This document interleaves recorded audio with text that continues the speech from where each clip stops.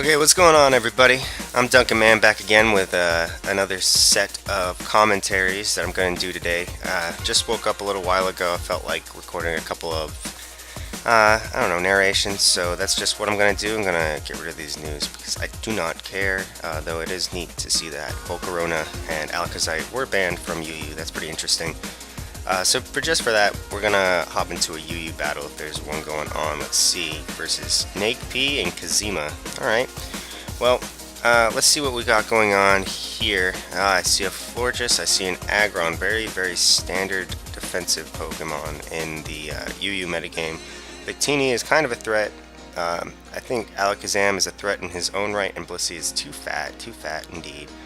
Mienshao is a perennial UU member. I don't think it'll ever be any higher or lower than that.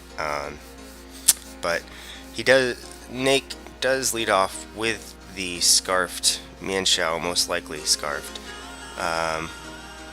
Yes, it is Scarfed now. Excuse me, it was Life Orb.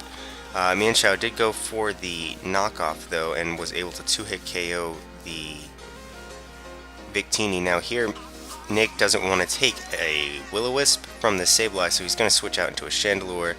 Kazima doesn't bother to predict that. Now Chandelure has a Flash Fire boost and it can do heavy damage with this Flamethrower. But Blissey is, of course, just way too fat. The debate between Chansey and Blissey is still a heated discussion, but Blissey does also get turn-by-turn recovery in the form of leftovers. So it's definitely going to be a problem for Nake as long as Nake is left with only special attackers. So he's going to need to use his Mienshao in order to break that Blissey, either that or his Absol. So he goes for the knockoff here, trying to remove the leftovers and do heavy damage to the Blissey, but it turns out the Aggron comes out and has leftovers as opposed to a Megastone, which is definitely not as common. Definitely not as common, but Blissey can come in on this Slowbro, take anything it really wants to go for, short of a Calm Mind boosted Psyshock, hit it with a Toxic, but Nake predicts the incoming Toxic, goes into his Mienshao, who is already Toxic. Now he's going to try and fire off another move. This time he predicts the switch out because Kazima does not want to lose his Blissey. It is too important for him. Mienshao will go for the U-turn. I do believe it has Regenerator, so it can keep coming in and doing that if it likes. Now the Aggron's going to go for a heavy head smash on the presumably physically defensive Slowbro, as Slowbro knocks it out with a Scald. So that is one less problem for Nick to have to deal with. Now the serious problem is still in Blissey. Oh, wow. Discharge on a Raikou. Never would have predicted that. I guess it's not too uncommon if this is a supportive sort of Raikou. Regardless, Florges can handle it pretty easily. Most likely going to go for a Wish here on the incoming discharge. Gets paralyzed. Yep. Nake does go for the Wish. Possibly an Aromatherapy here if he carries it, though he most likely does not because he has the Toxic. He may have been going for the Protect just to be sure he would live the hit from Raikou. As Blissey comes in and Aromatherapies, Nake is going to get off a Toxic onto the big fat blob for no particular reason because it does have Natural Cure. It's not going to do a damn thing at all. And Sableye is going to come in for Kazima as he predicts the switch into Mienshao by Nake. So Kazima actually playing a bit of a step ahead because he is down a few Pokemon at this point. However, because the Mienshao is Toxic, it can't be Will-O-Wisp and it can just go for the U-turn, not fearing any sort of priority from the Sableye at this point, go into Slowbro and take the knockoff. Now, that second knockoff is certainly coming, followed by a Slack. Yep, there's the Slack off from the Slowbro. Now I'm expecting a Scald to come out, expecting the Blissey. Yep. It does basically nothing, completely healed by leftovers actually. So Nake is going to have to switch out once more and take some damage from the Seismic Toss. Blissey is in a pretty good position to do so. Now obviously the switch into Sableye is most likely coming unless he wants to try and overpredict, but no. The Raikou comes out instead, which is a questionable play by Kazima. I think he could have done well with the Assault Vest if he were to bring it in more safely and not on a knockoff. It does seem that it may be more useful than Sableye at this point. Sableye can get handled by a couple of things on Nake's team, such as the Chandelure and the Absol. But the Moonblast is going to come out from the Florges on the Alakazam, who is a sub-variant. Florges does break through the paralysis both turns here, breaks the sub and gets off a nice 50% damage on the Alakazam, and Kazima's actually going to forfeit. Well, what do you know? Okay, how about we hop into another battle then, because that was awfully short. Don't really feel like watching another UU battle at this point. I'm just going to hop into an NU battle. It is my favorite. We got one between NU Boss and, yeah, RFT, whatever. As we switch in here, turn 1, wow, okay, never mind. Someone can't handle losing their Rampardos turn 1, so we're just going to ignore that one right there, and we'll watch Hopscotch versus Torog. I've actually seen a few of Hopscotch's battles. He's a decent enough battler. We'll see if he'll be able to pull off the victory here. Most likely Hopscotch is going to go for his Sticky Web, but Jeffrey Efferig, not a bad name, goes for the Magic Bounce, predicting the Sticky Web, and then goes for the Agility in order... Ooh, jeez. Goes for the Agility in order to outspeed the Leavanny, but gets cocky and gets knocked out with a Crit X Scissor. Definitely not too good for Torog at this point, but the Focus Sash saves the Leavanny from the Scarfed Eruption coming from Typhlosion, able to get off a decent amount of damage with the X-Scissor to the point where Eruption is a bit neutered at this point. Now, Notomotor Rotom can come in, most likely go for the Thunderbolt, the Volt Switch, possibly a Shadow Ball, predicting the Lantern to come in here. Actually makes a better play and goes for the Substitute. Now he is free to go for Shadow Balls without taking much damage from the Scald that comes from the Lantern here. Now probably a hard switch is coming from Hopscotch, not wanting to take another Scald, though he doesn't have much on his team that wants to switch into this fat Lantern because of its dual stab. So he's going to keep subbing down until he reaches 16%. He cannot sub anymore. He's got 2 Life Orb hits in him, but he's probably only going to get 1, and goes for the Pain Split. Not a bad play. Sub Pain Split. Alright. Gets a ton of health back from the Lantern here with the Pain Split, being able to capitalize on the rather large health stat that Lantern has, bringing it down to the point where a Life Orb Shadow Ball will knock it out. So tit for tat there, a trade between the two.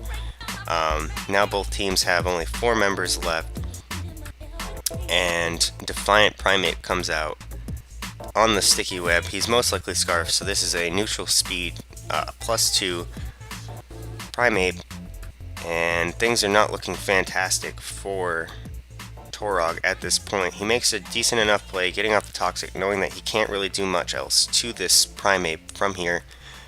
He just wants to be able to wear it down. Now luckily Scarf Typhlosion is going to be coming in and outspeeding here. Let's see if he predicts. He did not over predict here, but he did go for a safe enough play. He could have easily gone for a Fire Blast if he had it, I guess. But the extra sensory was super effective, and it hit everything else on Hopscotch's team decently except for the Steelix. So here, Hopscotch misses a Head Smash that would have taken out the Typhlosion. Instead, the Relicanth gets taken out by extra sensories. Now Steelix can come in and wall that Typhlosion for a while. That gives him a free chance to get up his Stealth Rocks, meaning that Typhlosion will not be able to switch in very much anymore. But it does not seem as if it would need to from here, because now Victory Bell is inside, possibly able to go for some sort of setup move. Could go for a Sleep Powder, could go for a knockoff, could go for a Swords Dance. I don't really see a whole lot of Victory Bells anymore. Judging by the fact that it does not have leftovers, I don't assume it's much of a defensive set. It may be a berry set with Belch. That's decently common. It was a Citrus Berry, so now he is going to have Belch, but it's not going to be very effective against the Steelix Power Whip. Neutrally effective. Steelix is too fat. I've seen too many Steelixes take people down these days. And you. Now, Typhlosion will be able to knock it out with a Flamethrower easily, but that gives Hopscotch a free switch into his Gorbis. Not really sure why he would do something like that, but the White Herb is removed by the Sticky Web, and Gorbis is probably still going to be able to go for a Shell Smash at this point, and basically clean up the game. Basically clean up the game against this Typhlosion and Pangoro, because a +2 Surf, +2 Hydro Pump, either of them would really, Surf is the safer option. Both of them are going to hurt Torog quite badly, and Hopscotch pulling out the GG a bit preemptively. Maybe there's some way that this Pangoro can live a +2 Surf. He does, however, he won't be able to kill the Primeape, who is in Hopscotch's back pocket. Scarfed will definitely outspeed this and pop him with a close combat, especially because it is +2 after the Sticky Web Defiant boost. So, good game between those two guys. Let's see if I can find another one now. Just one more at this point, because I think this is running on a little bit longer than I remember. Yeah, 12 minutes. How about we get a random battle? Why don't we do that? 420 Chimchar versus Ghost Rebel. From the beginning, it definitely looks like Ghost Rebel is in the driver's seat here, because he does have the fighting grass type against the rock ice type here. Virizion is most likely to outspeed, even though it is 4 levels lower, because it is so much faster in general. So predicting the... Ooh, oh my. Predicting the close combat, Chimchar switches into Espeon, but it turns out that this Virizion is most likely a Zoroark in disguise. Oh, we get a forfeit. Nice Zoroark. Okay. Well, that did not turn out how I expected it to. Random battle again. Steve Ireman versus Topet.